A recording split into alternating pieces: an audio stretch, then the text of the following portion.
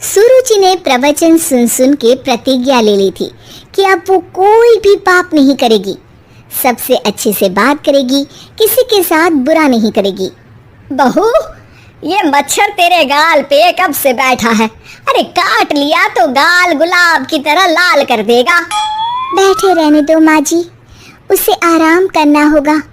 उसने मेरे गाल को अपना घर समझ लिया है, तो मैं उसे बेघर क्यों करूं? अरे ज्ञान की बारिश बाद में करना, अपने गाल का मच्छर हटा ले। मलेरिया हो गया तो तुझे आराम करना पड़ेगा। माँ जी, डेंगू मलेरिया तो सांसारिक बीमारियां हैं, हमें इनसे ऊपर ही तो उठना है ना। अरे बेटा, इनसे आदमी ऊपर ही उठ जाता है। क्या हुआ? काट लिया। अरे मैंने तो कहा ही था, मार देना था उसको। नहीं नहीं माँ जी, उसे भोजन करना था, मैंने उसे पोषण दिया है, मुझसे पुण्य का काम हुआ है। अरे उड़ रहा है टुनटुना के, ताली बजा के मार दे वरना फिर काट खाएगा। नहीं नहीं माँ जी, जीव हत्या करना पाप है। मैंने एक बार व्हाट्सएप पे एक उपदेश पढ़ा था, मच्छर आपको काटे ये उसका जुनून है, उसके बाद आप खो जाओ ये आपका सुकून है, लेकिन कभी मच्छर को मारना मत, क्योंकि उसकी रगों में आपका ही खून है। अरे तू और तेरा व्हाट्सएप का ज्ञान, भगवान बचाए। सुरुचि की ये पुण्य करने की आदत से कई बार सुरुचि का नुकसान होता, लेकिन फिर भी वो पाप से दूर रहती।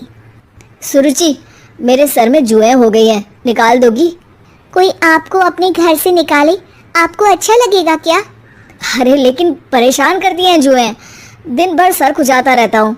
देखो, इसी बहाने तुम्हारे सर की चंपी हो जाती है। तुम्हें तो जुओं को थैंक यू कहना चाहिए। तभी बाहर से ससुर जी की आवाज आती है, बहू बहू। अभी आई बाबूजी। बेटा सुनो, ये देखो चाय में ना मक्खी तैर रही है, दूसरी चाय ले आओ जाओ। ला दूंगी, पर मक्खी मत हटाइएगा। अरे क्यों बेटा?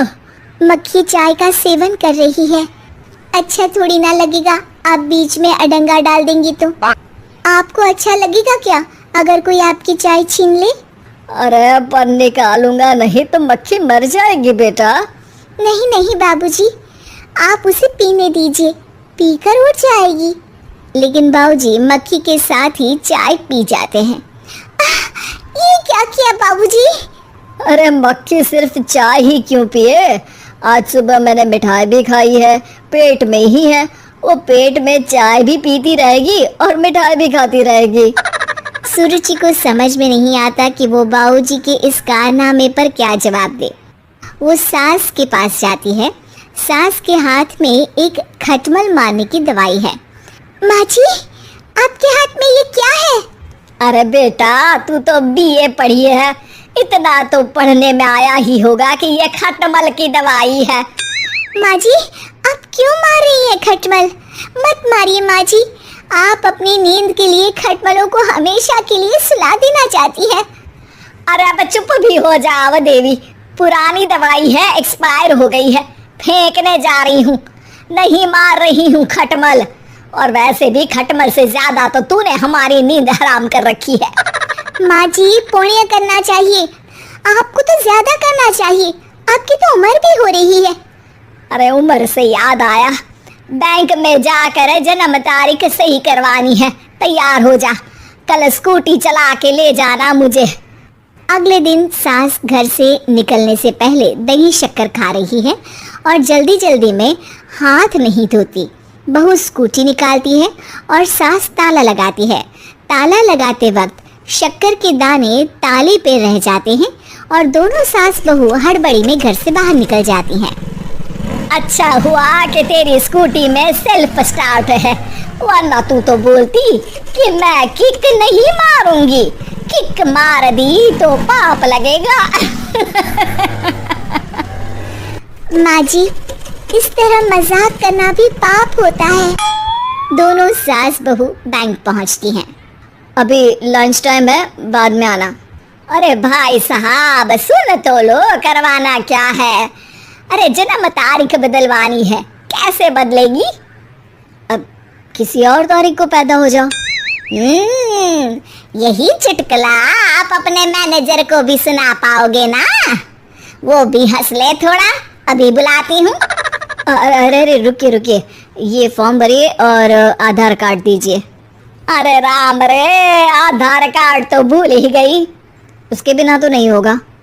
अरे बहू जा, घर से जल्दी से मेरा बटुआ उठा ला, उसमें मेरे सारे कार्ड रखे हैं। जा जा जल्दी लेकर आ, वरना बैंक बंद हो जाएगा और कल मुझे अपनी बहन के यहाँ भी तो जाना है ना। जी माँ जी, अभी गई और अभी आई। अरे रुक, चाबी तो लेकर जा घर की। बहू जल्दी से घर पहुंचती है, लेकिन घर पहुंचते ही देखती है कि ताले पे बहुत सारी चींटियां हैं, जो माँ के ताला लगाते वक्त हाथ से ताले पे शक्कर छूट जाने के कारण आ गई थी। चींटियां हट जाओ, मुझे आधार कार्ड निकालना है। बहू चींटियों को हटाती नहीं है, उनसे मिन्नतें करने लगती है। सुनो, हट जाओगी तो और भी शक्कर के दाने खिलाऊंगी। अभी सास का काम बहुत ज़रूरी है, मेरी बात सुन लो, मान लो।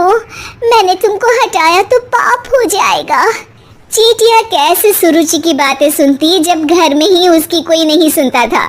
शाम हो जाती है पर चींटियां हटती नहीं है। तभी सास वहाँ ऑटो से आ जाती है। अरे कहाँ रह गई तू?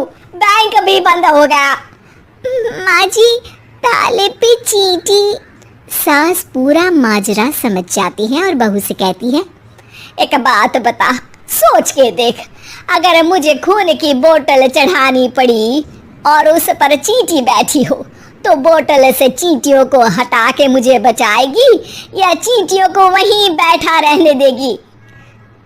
माँ जी, ऐसा होगा ही नहीं। अरे चींटियों को तो मीठा पसंद होता है, खून की बोतल पे तो मच्छर आएगा, क्योंकि खून तो मच्छर पीता है।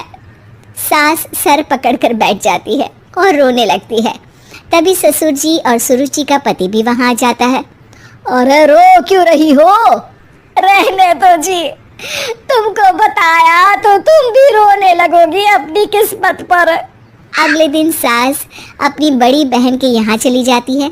पति अपना काम कर रहा होता है और सुरुचि उसके पास जाकर कहती है, ये जुए खत्म करने की दवाई है, मैं मालिश कर देती हूँ। अरे लेकिन तुमको पाप नहीं लगेगा? अपनों की खुशी के लिए अगर छोटे मोटे पाप करने पड़े तो वो पाप अच्छे हैं जी।